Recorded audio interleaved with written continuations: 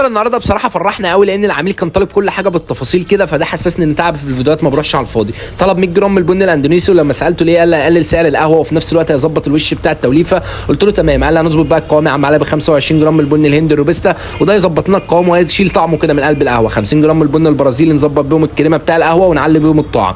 قلت له تمام. قال لي هنظبط الريحه كمان ب 75 جرام من البن الحبشي. قلت له لا ده انت بقيت معلم بقى. قال لي الحبشي كمان مريح للمعده وفي نفس الوقت التوليفه كلها متوازنه وتبقى مريحه للمعده. قال لي هنحوجها بقى بايه 10 جرام من الحبان. قلت له ما فيش مشكله. بصراحه التوليفه كانت متوازنه جدا، وبصراحه عجبني قوي لما حد يكون فاهم كده لدرجه ان هو يقول لك التوليفه بنفسه، ودي حاجه بتحسسني ان انا ايه تعب ما بروحش على الفاضي. قال لي شويه ورد وشويه قرنفل يظبطوا الريحه، وعود جينسن كده عشان الطاقه ويظبطوا معانا عشان يجي الشغل. بصراحه اليومين دول ضغط علينا، ونص حبايه جوز الطيب كمان تزود من الطاقه. وقلب الكلام ده كله وبعت لي الاوردر ده بصراحه في اسرع وقت عشان البن عندي خلص. بصراحه الاوردر فرحني جدا. وما تنساش لو انت ما تعرفنيش انا علاء فوده وبقدم محتوى عن القهوه، بعرفك اللي تناسبك وكل حاجه عن القهوه، وبفهمك ازاي تعمل